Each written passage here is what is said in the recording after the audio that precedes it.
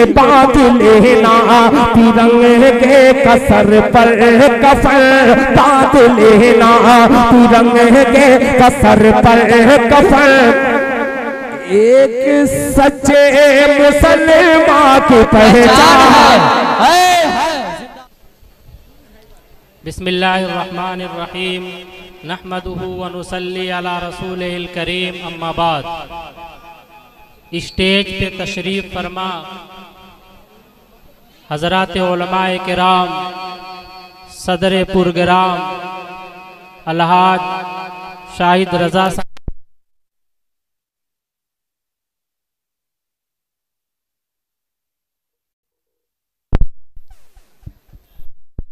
आबादी साहब, फारूक दिलकश साहब और मेरे अजीज दोस्तों और भाइयों, आज यौमे आज़ादी है, यानी आज़ादी का दिन है। ये आज़ादी आप बारहा सुन चुके हैं कि बड़ी कुर्बानियों के पेशे नज़र हमें अता की गई है। मैं आज़ादी हिंद के एक अजीम मुजाहिद, जिसका तारीख में वो दर्जा नहीं मिला जो उन्हें मिलना चाहिए, मैसूर के राजा के घर, मैसूर के राजा के फौज में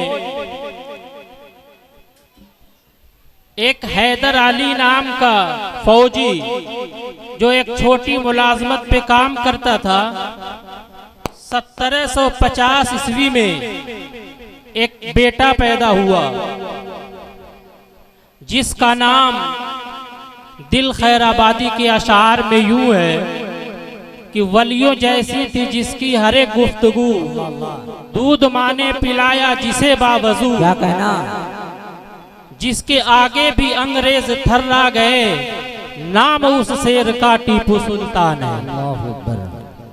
ये हकीकत है कि इस मुल्क की कुर्बानियों में सबसे अजीम कुर्बानी टीपू सुल्तान शहीद रहमतुल्लाह अलैह ने दी है। बेशक, इसलिए कि अंग्रेज जब हिंदुस्तान में आए और उनके नापाक अज़ाइम की वजह से और उनकी फितरी लालची होने की वजह से वो हमारे इस सोने की चिड़िया कहे जाने वाले मुल्क को जब हड़पने की उन्होंने साजिश रची, तो सबसे पहले जिसने इस बात को महसूस किया है वो मैसूर के सुल्तान, दुर्वेश सिफत सुल्तान फतेह अली टीपू सुल्तान शहीद रहमतुल्लाह अलैह। बेशक सदाकत है, क्या तारीख पे रोशनी है। वाह वाह। इनकी उम्र सिर्फ 17 साल की थी और इनके वालिद हैदर अली मैसूर के बादशाह और हाकिम थे। अंग्रेजों से सबसे पहली जंग जो हुई है, 17 साल की उम्र में 7000 सिपाहियों के अमीर बनकर और कमांडर बनकर 17 साल की उम्र में टीपू सुल्तान शहीद रहमतुल्लाह अलैह ने ऐसी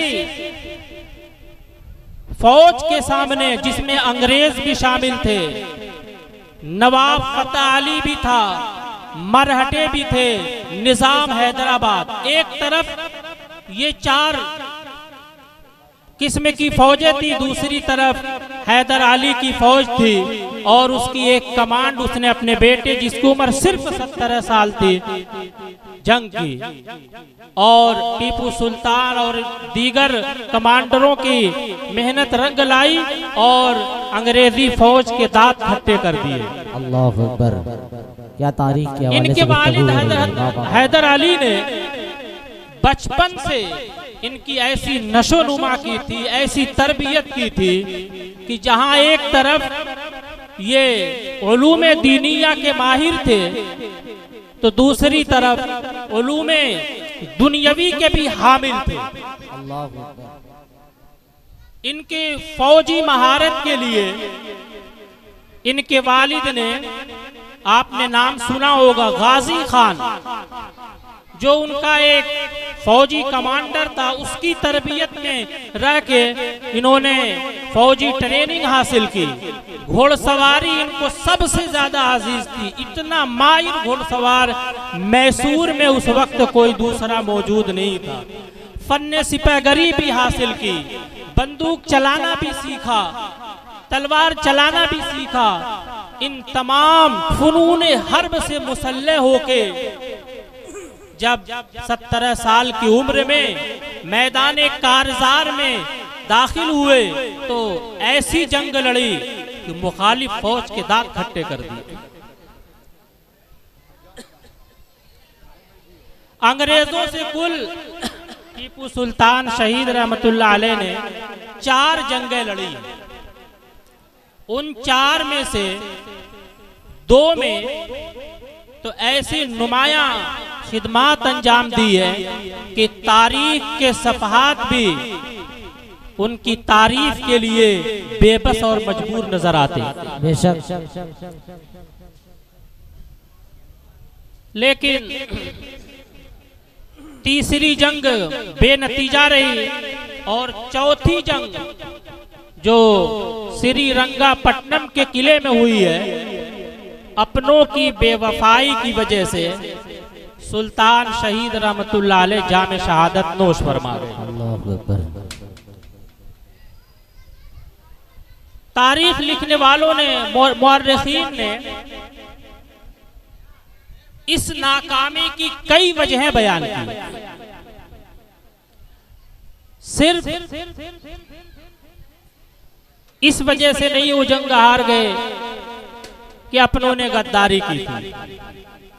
मुअर्रिखीन इस बात पे मुत्तफिक है कि सुल्तान टीपू शहीद रहमतुल्लाह अलैह बहुत ज्यादा नर्म दिल थे और दूसरों पे बहुत जल्दी एतमाद कर लेते थे, बमुकाबिले इनके वालिद हैदर अली के। वो हर एक पे कड़ी नजर रखते थे और जो कोई भी ऐसी फाश गलती करता गद्दारी वाली, उसको बख्शते नहीं थे, फौरन उसको अंजाम तक पहुंचा देते थे। बमुकाबिले सुल्तान टीपू शहीद के ये इंतहाई नर्म दिल थे और लोगों की कस्मों पे यकीन कर जाने वाले थे। जो कि मजहबी आलिम, मजहब का इल्म था तो फितरतन नर्म दिली उनके अंदर थी। इसी का फायदा उठा के मीर सादिक को इन्होंने वजीर आजम बनाया था अपना, और 1 लाख से जायद रुपये का गबन का इल्जाम आया और ये इल्जाम सही साबित हुआ। उसके घर से ये पैसे मिल गए तो इसको कैद खाने में डाल दिया था, वजीर आजम की कुर्सी से माजूल करके कैद खाने में डाल दिया। और भी इसी तरीके से कुछ लोग थे जिन्होंने जुर्म किया था और जेल की सलाखों में थे, उनको माफ करके फिर उनके ओहदों पे बहाल कर दिया। और ये मौके की तलाश में थे। अंग्रेजों को पता था कि इस शेर दिल बहादुर जर्नैल से, बादशाह से हम सामने की जंग नहीं लड़ सकते, इसलिए उन्होंने दूसरा रास्ता अपनाया, गद्दारों को तलाश किया। और हमारे मुसलमान कौम में तो गद्दार थोक की भाव में मिलते हैं, अंग्रेजों को भी मिल गए गद्दारी की। यहां तक तारीख में लिखा है कि सुल्तान को अंग्रेजी फौज के सिपाही जानते नहीं थे, तो उनका एक खास मुलाजिम था। उस गद्दार ने सुल्तान टीपू के पीछे खड़े होके फौजियों से इशारा किया, यहां गोली बरसाओ। सीने पे 1-2 गोली लगी, लेकिन वली सिफत सुल्तान थे, फिर भी जोश जज्बे से लड़ते रहे। और धीरे धीरे खून जब बहने लगा और ज्यादा बह गया तो निढाल होके गिर गए। अंग्रेजी फौज ने समझा कि सुल्तान का काम तमाम हो चुका है, अब सुल्तान के करीब आए। मजहबी निस्बत की वजह से खून में जोश अभी बाकी था, उसी हालत में बढ़ के तलवार उठाई और कई एक फौजी को उसी वक्त जहन्नम रसीद कर दिया। फिर उसके बाद एक अंग्रेजी फौजी ने यहाँ कंपटी पे गोली चलाई, जिसकी वजह से सुल्तान वही ढेर हुए और जामे शहादत नौश की। टीपू सुल्तान पे एक इल्जाम ये लगता है कि उनके अंदर मजहबी रवादारी नहीं थी। तारीख का मुताला हमें ये बताता है कि ये सरासर झूठ है। सुल्तान टीपू शहीद रहमतुल्लाह अलैह जहां शहादत की हालत में पाए गए, वहां एक अंग्रेज मुअर्रिख लिखता है कई एक हिंदू औरतें वहां मरी पड़ी मिली, जिनमें नौजवान लड़कियां भी थी। अगर इनको अपने बादशाह से कोई शिकायत होती तो उसके लिए जान का नजराना कोई आदमी पेश नहीं करता। मुंह से चापलूसी, सामने तो चापलूसी कर देगा, जान का नजराना नहीं पेश करता। मराठे जब मैसूर के हल्के में आके उन्होंने एक मंदिर को लूटा और वहां के पुजारी को मार भगाया, तो उस पुजारी ने सुल्तान टीपू शहीद रहमतुल्लाह अलैह के पास शिकायत भेजी। उस वक्त अंग्रेजों से जंग के लिए वो मैसूर से दूर गए हुए थे, वहां से उन्होंने बाकायदा ये खत लिखा कि आप घबराइए मत, जो मजहबी लोग हैं उनसे जो उलझता है वो दुनिया में बर्बाद होके मरता है, आप घबराइए मत। जब वापस में श्रीरंगपट्टनम आए तो बाकायदा जो कुछ लूटा था उतना माल दिया, एक मूर्ति को मंदिर से फेंक दिया था और उसको वहां नस्ब कराया।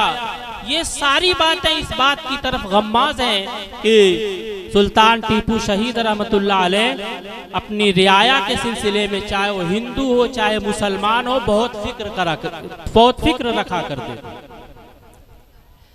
इसी तरीके से सुल्तान टीपू शहीद रहमतुल्लाह अलैह के बारे में तारीख में ये लिखा है कि मिसाइल के मूजिद और इजाद करने वाले सुल्तान टीपू शहीद रहमतुल्लाह अलैह।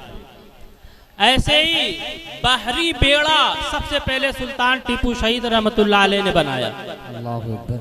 इसी तरीके से उर्दू का सबसे पहला अखबार इजाद करने वाले सुल्तान टीपू शहीद रहमतुल्लाह अलैह। इसी तरीके से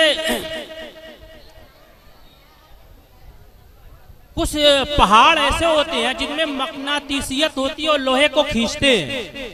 तो जो पानी के जहाज हुआ करते थे, जब वो समुद्रों में चला करते तो जहाज को वो पहाड़ खींचते थे। सुल्तान टीपू शहीद रहमतुल्लाह अलैह ने सबसे पहले तांबे का पेदा लगाया ताकि मकनातीसियत से वो जहाज महफूज रह सके और पहाड़ उसे खींच ना सके।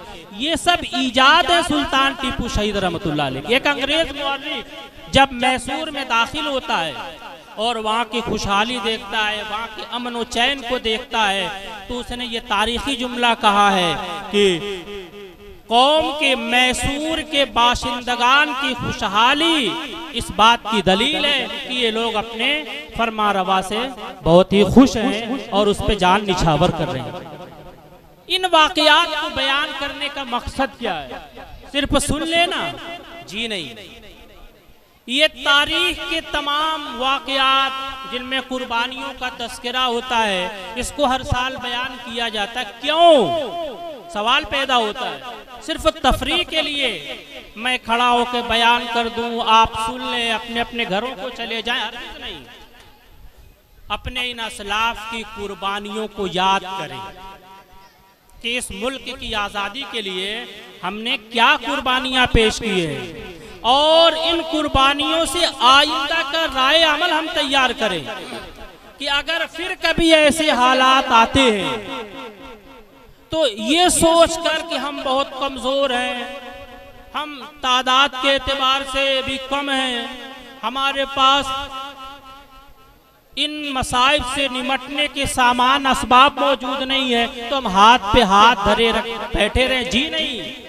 हमारे इन असलाफ ने जिन हालात में कुर्बानियां दे के इस मुल्क को आज़ाद किया है, आज के हालात उसके मुकाबले में उतने खतरनाक नहीं है जैसा कि उस वक्त थे। इसलिए कि सामने सफ़ाफ व शक्काक जालिम अंग्रेज थे जिनकी दरिंदगी से रूह कांप जाएगी। आज के ये हमारे हुक्मरान जो मुसलमानों पे जुल्म करते हैं, ये उनके सामने कुछ भी नहीं है। तो हम में भी वो हौसला और जज्बा होना चाहिए कि मुल्क के लिए, दीन के लिए अगर कुर्बानी देने का वक्त आया तो हम उन्हीं असलाफ की अखलाद हैं, हम उनसे पीछे नहीं हटेंगे। इन्हीं पत्थरों पे चल के अगर आ सको तो आओ, मेरे घर के सामने कोई साहिबा नहीं है। वाखिर दावाना अल्हम्दुलिल्लाह।